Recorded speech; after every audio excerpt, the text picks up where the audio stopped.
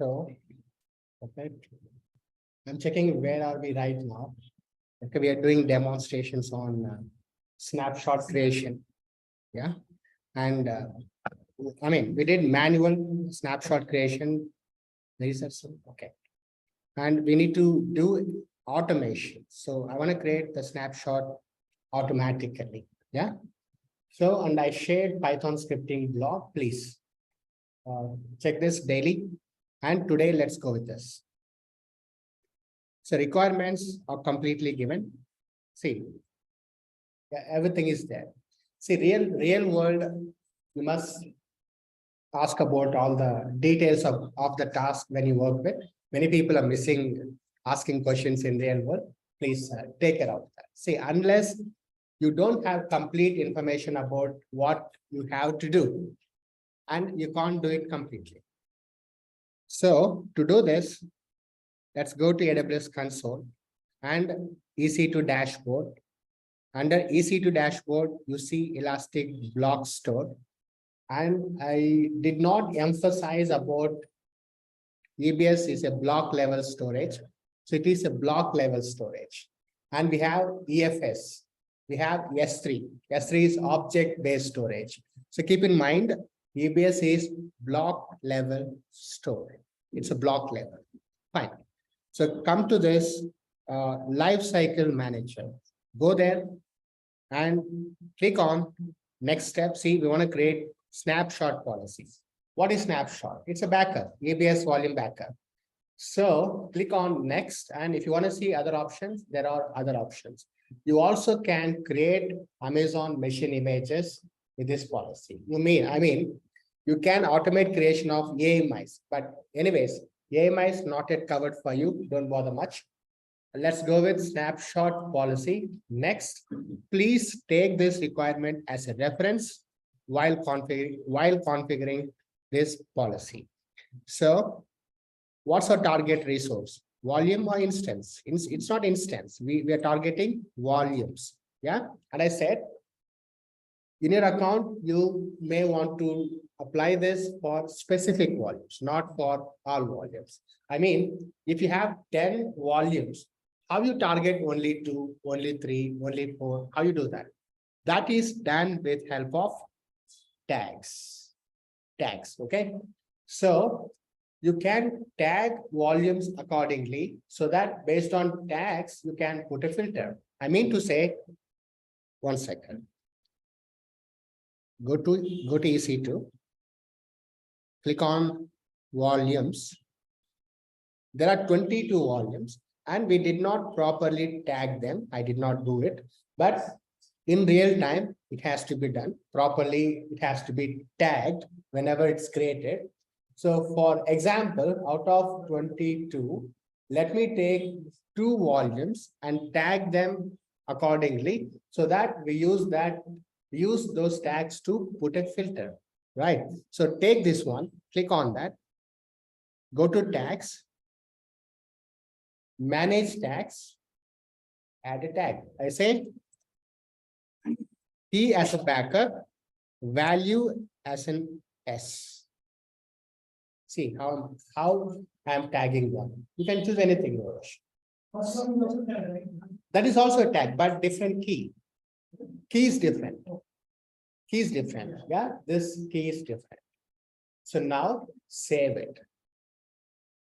The idea is whichever volumes you want to take backup, make sure those volumes have a tag, backup as a key, S as a value.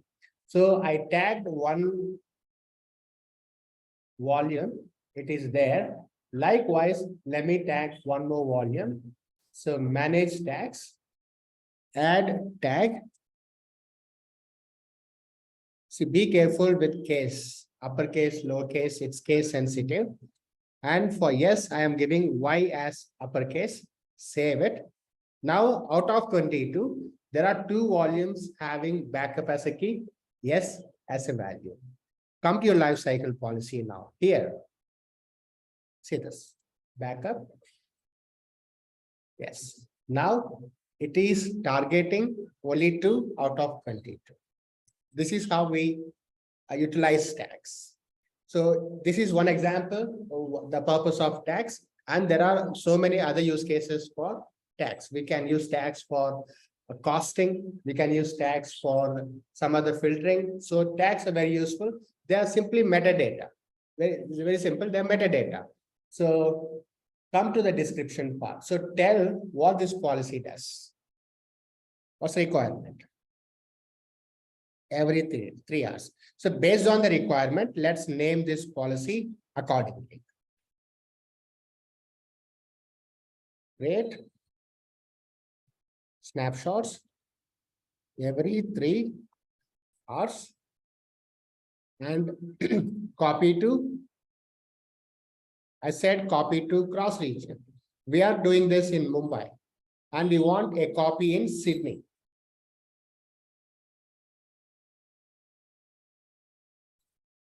See, the name itself is self-explanatory.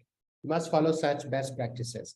IAM role, leave it, because permissions are required for lifecycle manager service to do these operations, but now it is not covered. IAM is not covered, leave it. It's going with default option, leave it. And you can apply tags for your policy itself. Obviously, when you're tagging volumes, when you're tagging EC2, obviously it makes sense to tag policies as well, but I'm leaving them. And policy status, enabled, not enabled. Let's say later on, temporarily you want to disable it, you can go and say not enabled and the policy will not execute. Policy will be there, it won't be active, it will be inactive. So go next. Click on this ad, yeah. Yeah.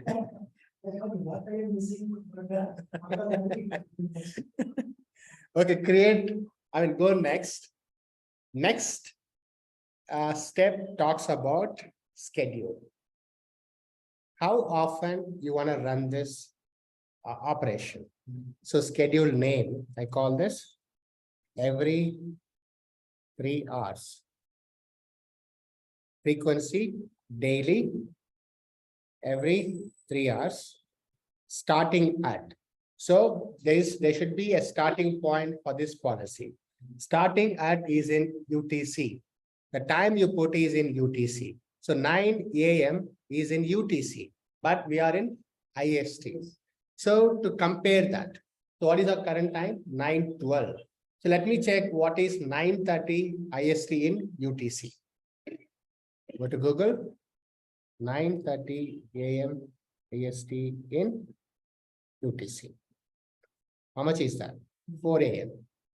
4 a.m. So here we make this 4, which is equal to 9:30 a.m. in IST. And I do have retention, 15 days old snapshots. So retention, it can be based on a count, means based on number of snapshots, based on an age, according to requirement. According to requirement, it is age and how many days? 15 days. Any snapshot older than 15 days should be expired, means deleted automatically. Along with that, there is one more, copy snapshots to cross region. And here, see this, cross region copy. It also has cross account sharing. But in current requirement, we don't have cross account sharing as a requirement. Use cross region copy. Enable, select the target region, and this is Sydney. If you want to know the code for Sydney, go here. Sydney, AP Southeast 2. AP Southeast 2. And in Sydney, again, you must set the retention. I make it 15 days, or to reduce the cost, you can say 2. That's your choice now, 2 days. And you can enable encryption, but now I'm disabling it just to stay in free tier limits. and it says copy tags from the source. Means if source volume has, source snapshot has a tag, while copying to cross region, it will copy all those tags as it is to the destination region. So review policy and say create policy. So as per our configuration, this policy should start at 9:30 and it should run every 3 hours from 9:30. That's it. Now, so this is your today's exercise. And how many of you completed yesterday's exercise? You did? Everyone? Did or not? If you're neglecting, and it will pile up and it will become a problem. Now it will be an infection, and after 30 days, it will be a disease, incurable. So please don't neglect. So fine, that's about creating a snapshots, right? We know what is volume, and volume is availability zone specific, correct? We can take backups, which are called snapshots, and snapshots are incremental or full backup. Which one is that? Is it incremental backup or full backup? Incremental backup. Snapshots are always incremental. Means if you have 5 snapshots now, if you take 6, 6 will contain the changes made or happened after 5th one. That's called incremental backups. Then, can I resize volume? Can I decrease the size? Can I increase the size? Yes. Can I have multiple volumes to EC2 instance? Yes. Can I detach from one instance, attach to another instance? Yes, it's possible. So can I encrypt volumes? Can I encrypt volumes? Yes, obviously. Why we use encryption? To secure. To secure. Yeah. Fine. That's cool. And now let's go ahead and talk about volume types. I'll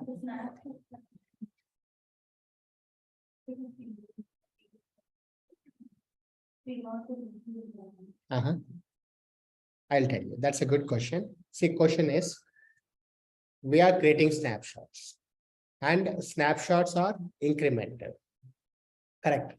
If older than 15 days snapshots are deleted, what happens to data? Are we going to lose data? That's your question. Answer is no.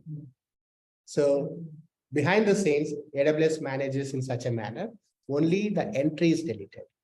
Okay, but data gets appended to its recent one. Let's say now we have 16 snapshots, and the oldest one is 16th one of the first one yeah. So when it deletes oldest one, data gets appended to 15. So that operation happens in the background. We never lose data. One thing. And second thing, by deleting snapshots, I said we reduce cost, but sorry, we can't reduce cost by deleting snapshots. We will only delete entry. Means if you go to your snapshots screen here, now we have 4. Once this policy starts, after 6 months, 1 year, we'll have hundreds, right? So deleting a snapshot will not save the cost. Why? It is not deleting the data. It is only deleting the entry. So keep in mind, we do deleting snapshots just to keep the entries less.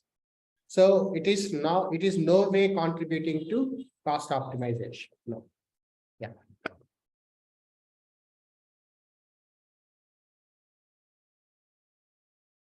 Volume types, very important topic.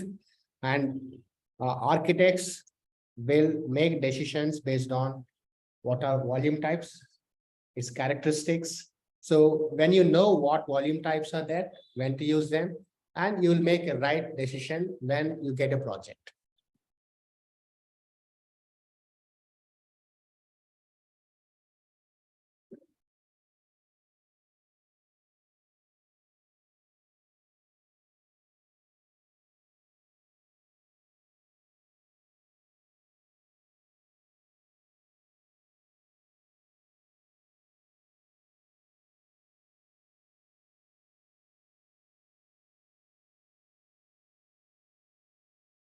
right?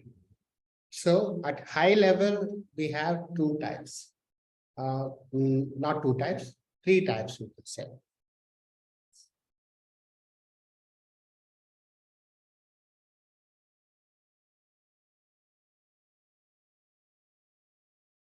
Number one, SSD.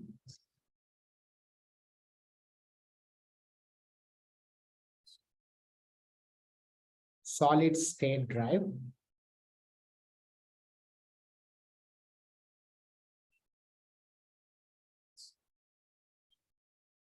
HDD, third one, magnetic storage. And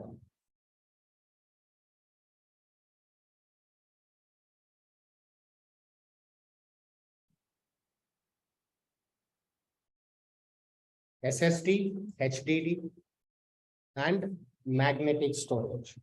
Magnetic storage, it's legacy and seldom used in modern applications. Probably your customer has 20 years old application, a 15 years old application, where those applications are designed to perform well on magnetic, then makes sense. But majority of cases, modern applications won't use this. Only legacy scenario could be your customer is 50 years old and he's using magnetic storage on premise and he wants to move those things as it is to cloud. In cloud also, he wants magnetic storage, then they can use this. Otherwise, don't use this.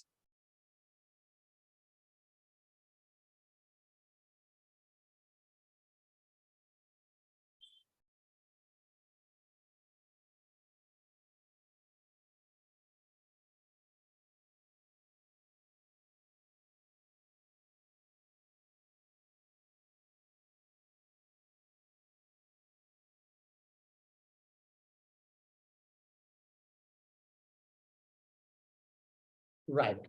So we'll see what is SSD, how it works.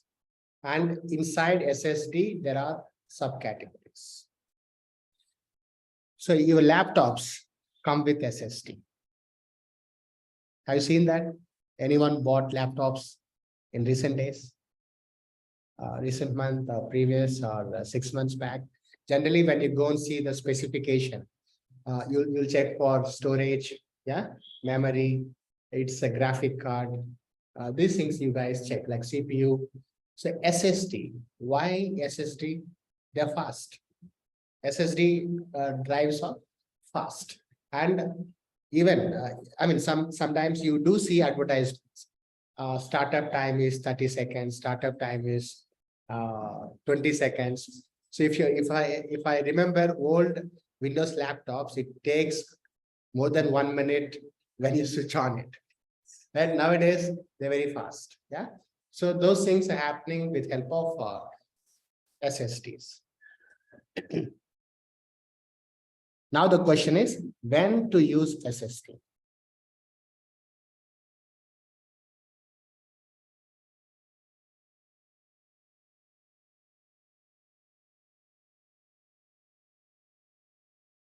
I'll give key points to figure out when to use SSD.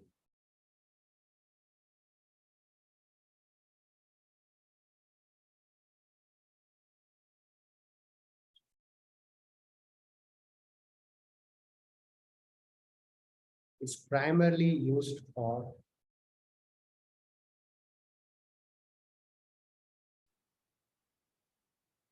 such as MySQL,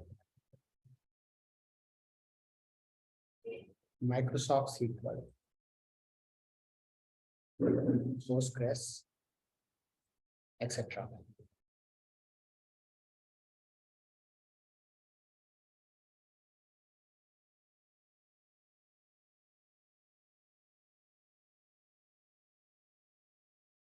So if you have a requirement to set up databases, essentially relational databases.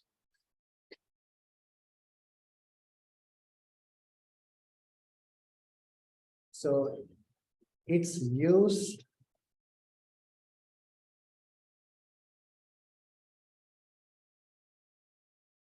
It's used in situations where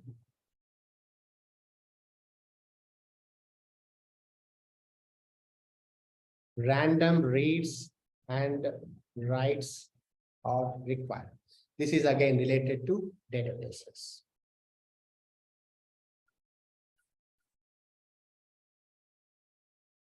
Use it when IO size is small. IO size means input, output.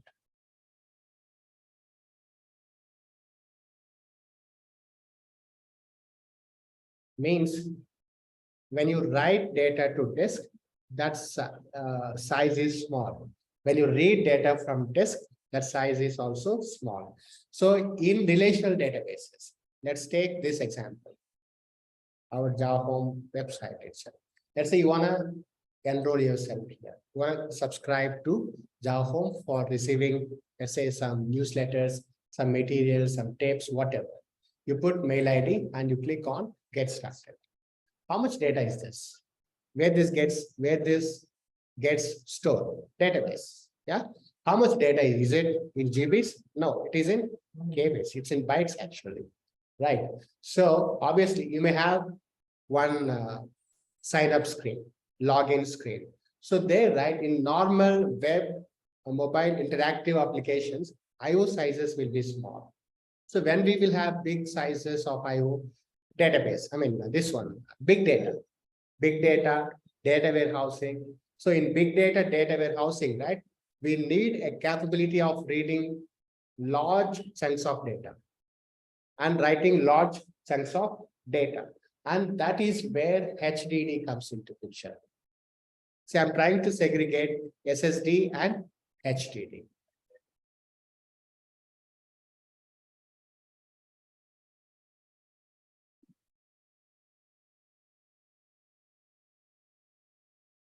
So let's go and see the different types in SSD. Then we will go and see HDD, its different types.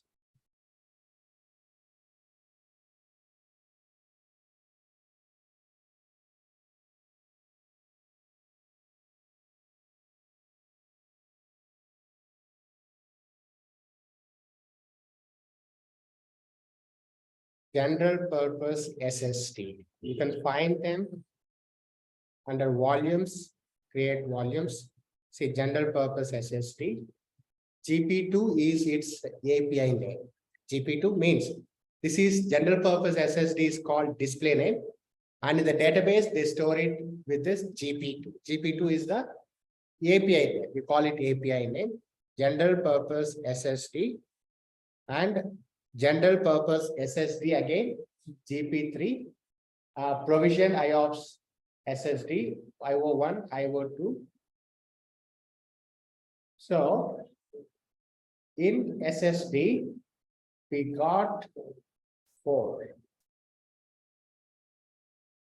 We got four. General purpose SSD. What is that? GP2, GP3.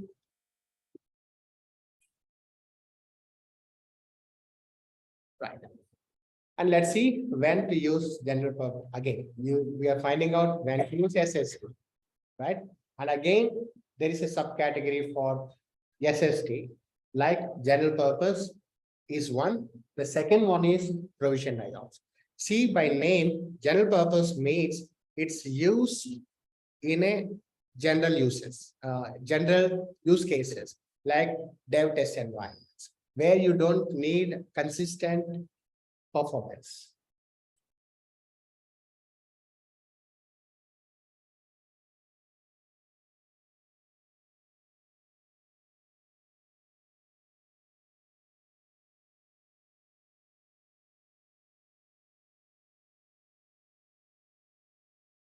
Where you don't need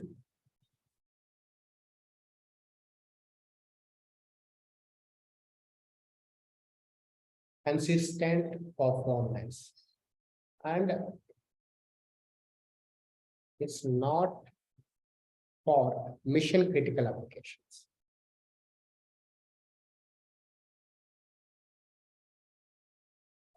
You can use it for production also.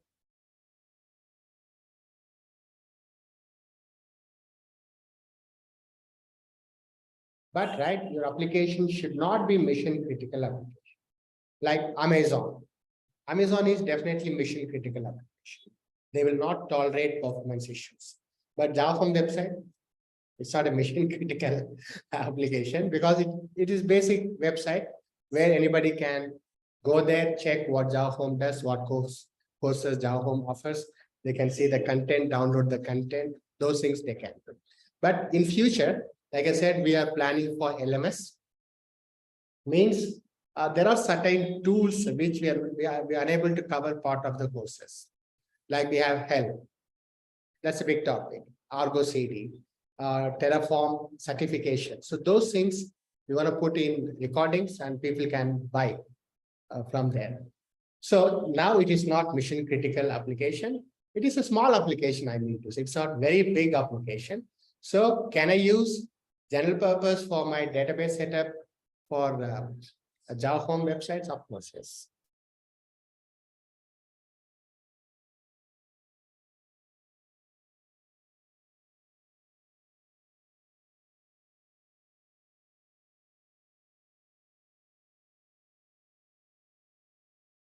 And we need to note other metrics under SSD. Means IOPS. One thing is IOPS. IOPS means input output operations per second. So how many IOPS it gives? How much data we can read in one time, one read, and how much data we can write in one go. So those metrics, let us figure out. You don't have to memorize them, but if you memorize, that's good.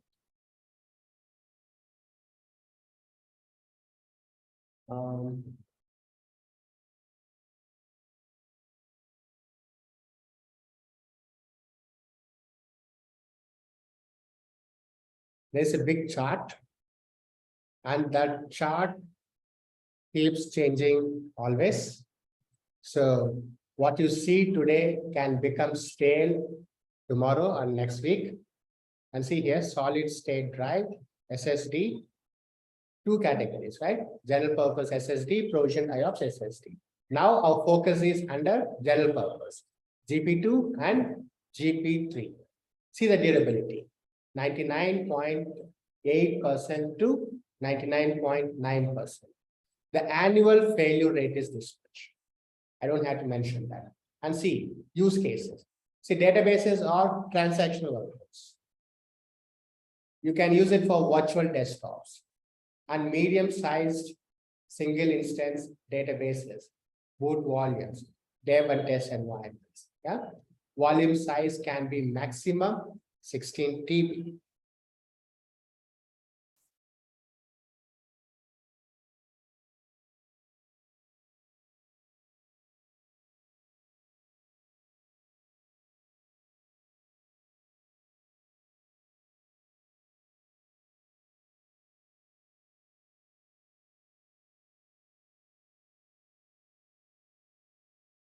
Maximum volume size is 16 TB.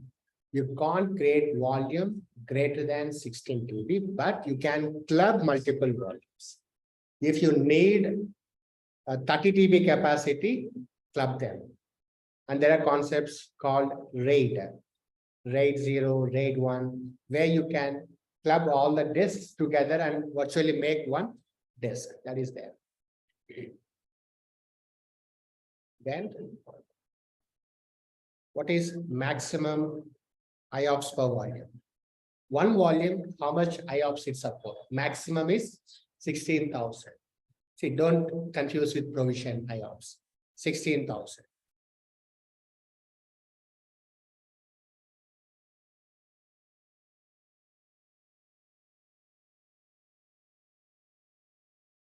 Maximum, it is up to, and it won't give 16,000 consistently. No. Sometimes it can be even less. They're telling the maximum option, but it is not consistent 16,000. Means, right? I mean to say, if you have a production workload where you need consistently 16,000 IOPS, this will not work. you need to go for provision IOPS. Yeah. Maximum IOPS and throughput. 1000 MIPS close to megabytes. Yeah. 1000 megabytes per second. It can read or write, and the other one can read or write up to 25 megabytes. So what I do is GP to 250 MIPS, GP3 1000. Huh? The GP2 250 megabytes per second and GP3 1000 megabytes per second. Otherwise, all are same for GP2 and GP3. So only one property is different. That is throughput. GP2 provides 250, GP3 provides 1000 megabytes. Remaining attributes are same. Use cases, everything are same. Now let's go and talk about provisioned IOPS SSD. See, we completed general purpose SSD. Similarly, let's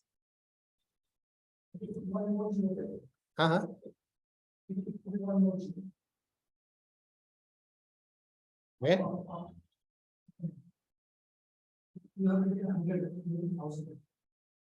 Okay. Yeah. Provisioned IOPS. I explained you, right? What is IOPS? Input, output, operations per second. Means number of writes, number of reads per second. So database, the main functionality of database is to read data and to write data. And database performance depends on IOPS. If disk is giving more IOPS, database will perform more. Less IOPS, it performs less. And provisioned IOPS. So provisioned IOPS is designed for mission critical applications.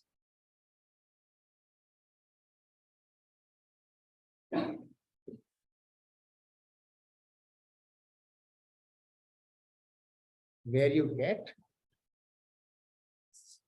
consistent high performance. Yes. Consistent high performance, and it is costly.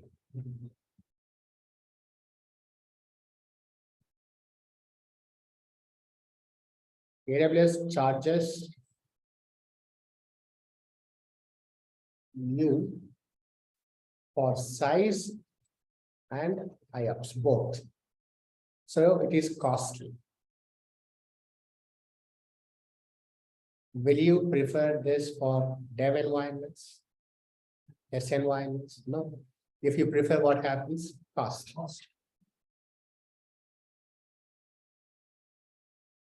And in IOPS, you see three categories. In the beginning, there was only one, IO1. Here also, in the beginning, there was only one, GP2. And they added GP3. And in provision IOPS, again, they added IO2. And see now, they added one more IO2, block express.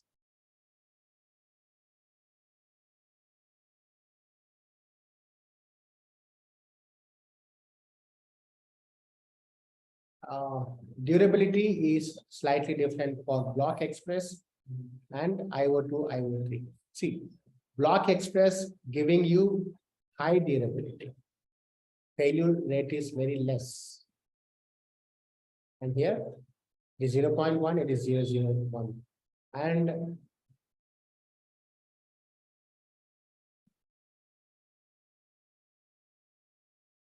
volume size is same,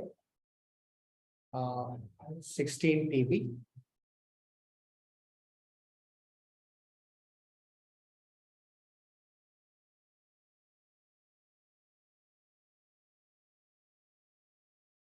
Go to 16 TB.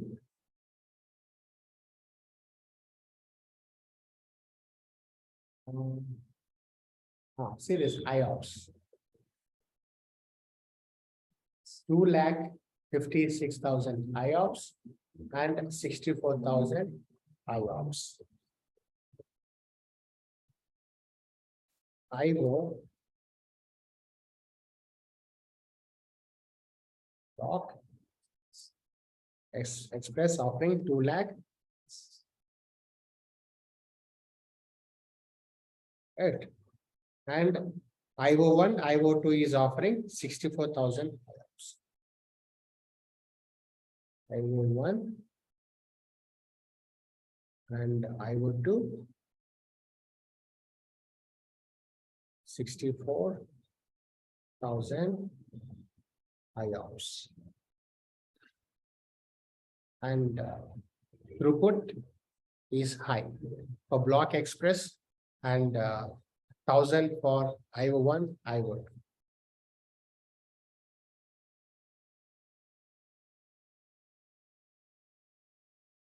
$4,000, right?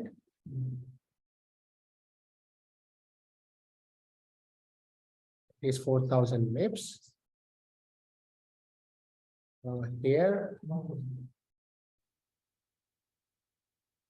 1,000.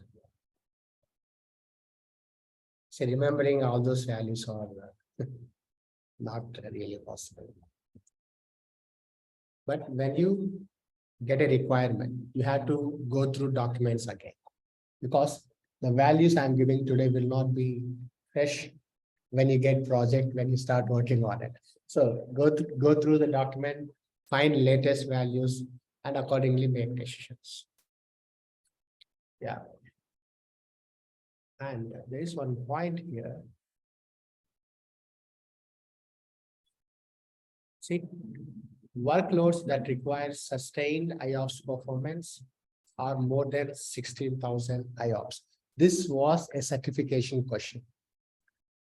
Like 2 years back, 3 years back, when I gave a certification, AWS certification, this was the point. The question is like this.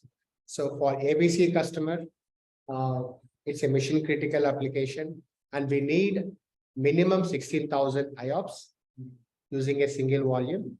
And which one you go with? They gave general purpose, magnetic, HDD, provisioned IOPS. Obviously, the option is provisioned IOPS. See, even though you have 16,000 in general purpose, if you select this, it's wrong. So I said 16,000 is not consistent. It is up to 16,000. So maybe in a day, 30 minutes or 1 hour, you'll get 16,000, not always. And if you need consistent 16,000 IOPS, right? See this. The point it says workloads that require sustained means it should give 16,000 always, or more than 16,000, go with this. And if you need more than 64,000, block express. So that covers. Please share. Yeah.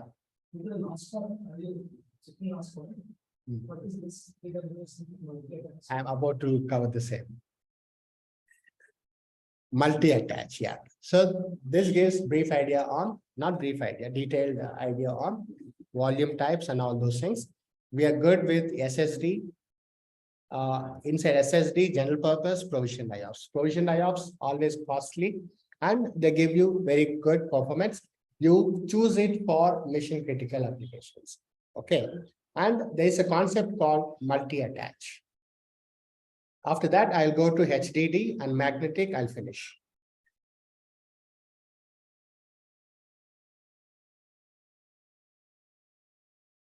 Multi-attach volumes.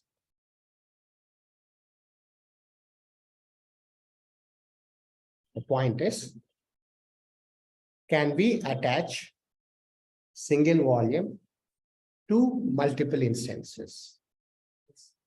Answer is conditionally yes. Conditionally yes. Yeah.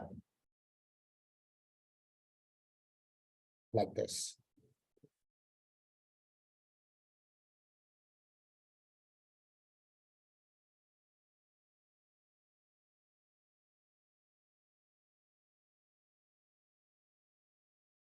C2 and EC2.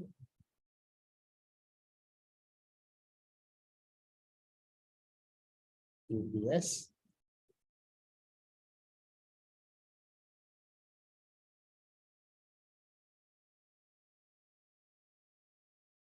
So here AWS attached to multiple instances.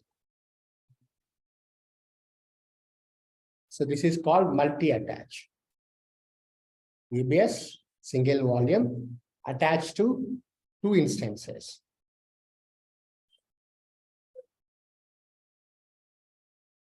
And that entire stuff should stay in single availability zone. Is this possible? Is this allowed? That's the question. In earlier versions, this was not supported. And now Amazon supports attaching single volume to multiple EC2 instances. But see here, if you see this chart,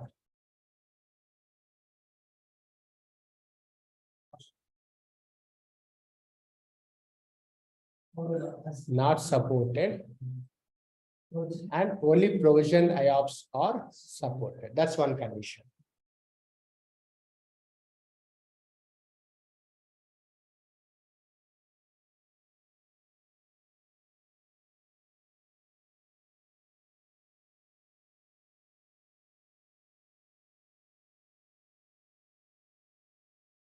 And that too, not just on volumes, even instance types should be specific instance types.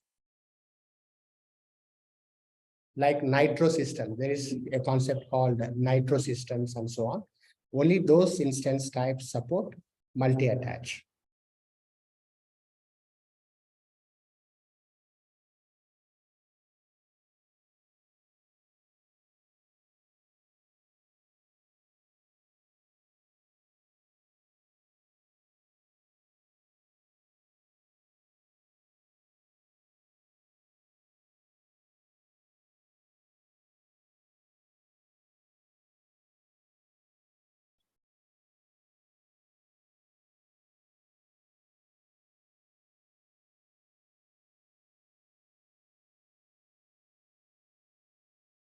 Nitro systems.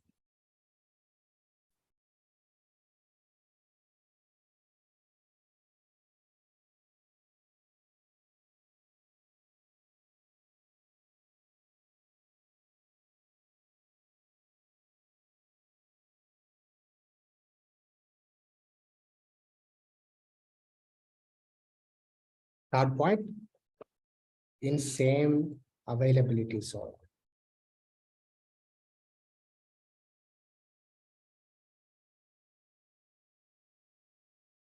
Yeah, and up to 16.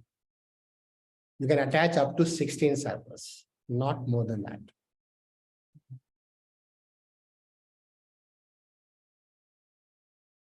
See that it's supported exclusively on provisioned IOPS SST.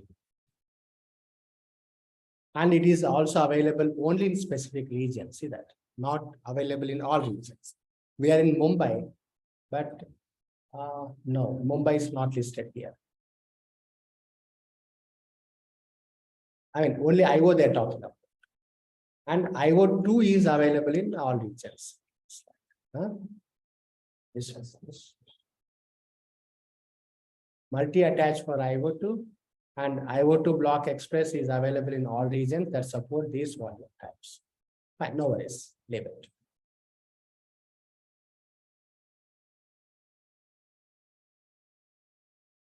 Then HTTP.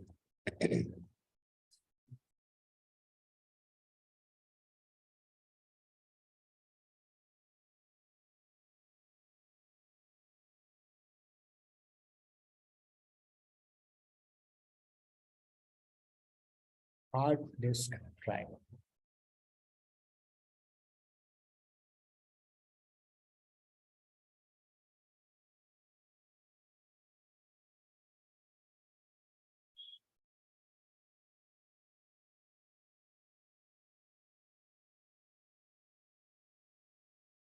hard disk drive.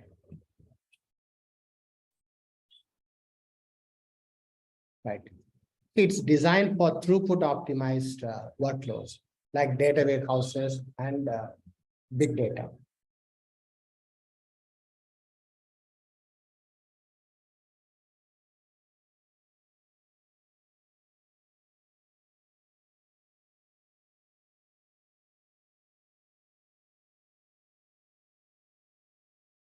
Right? Data warehouse and big data.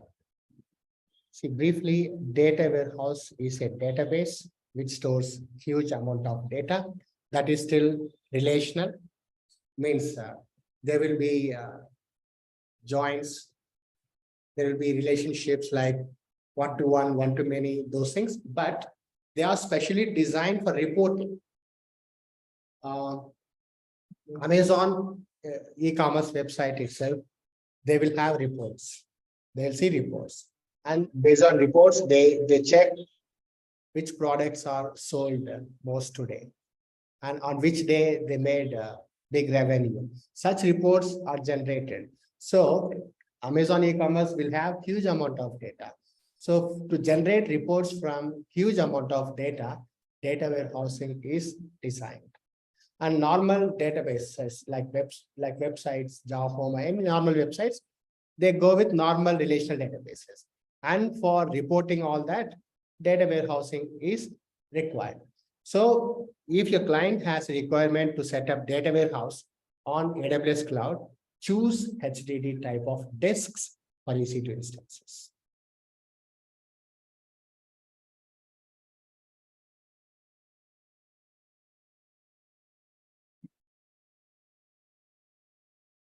And in HDD, there are two, throughput optimized HDD, cold HDD.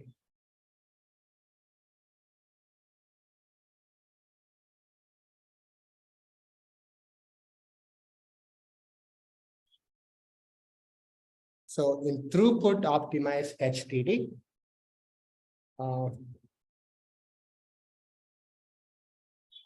it is very simple, used for frequently accessed data. If your data is frequently accessed, let it be data warehouse or big data, whatever. If your data is frequently accessed, then go with throughput optimized HDD. And let's see throughput size. Go to this table, scroll down and see this hard disk drive, big data, data warehousing, throughput oriented. There are, yeah, cold is SC1 and throughput optimized is ST1. And maximum IOPS 500. See that IOPS. Here IOPS is not the dominant performance attribute. Here throughput is dominant performance attribute. Yeah. So 500 MIPS per volume and 250 MIPS per volume. And you can increase this by creating rates. That is Linux concept. This is per volume, not for entire instance. You can have multiple volumes and increase the throughput there. And multi-attach not supported. Multi-attach is only for SSD based disks. And boot volume also not supported. Boot volume is a root volume. So while launching EC2, you can't select HDD as a root volume. Only SSD magnetic. That's also supported. Yeah. And this is your magnetic, which is previous generation. Don't use it. That's very simple.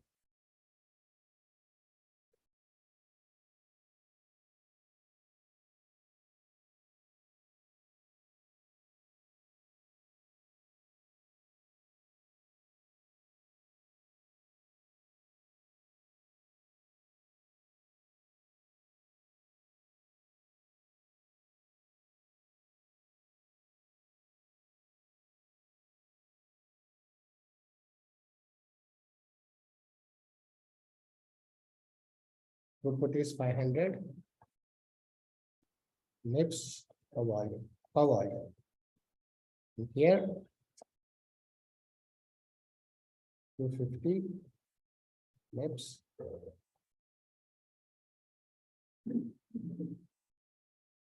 Yeah, even I'm quite surprised why it is very low. Yeah, no worries. Cold means infrequently. Generally, cold storage, why we use cold storage?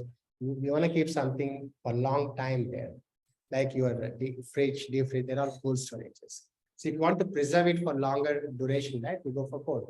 So here, if you have infrequently accessed data, use cold HDD. Any questions on this? Right. And previous generation, that is magnetic storage, don't use it.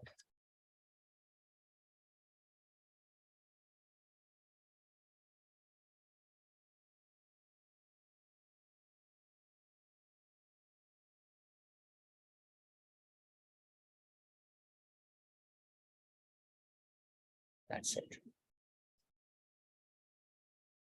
So followed by tomorrow, I will explain instance store.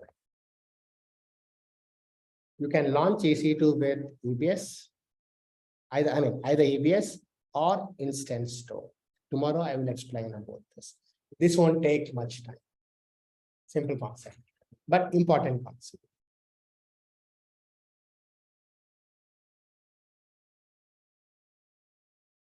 So if you have questions, I will take up now. Are we good? Thank you. Then. See you tomorrow. Thank you, sir.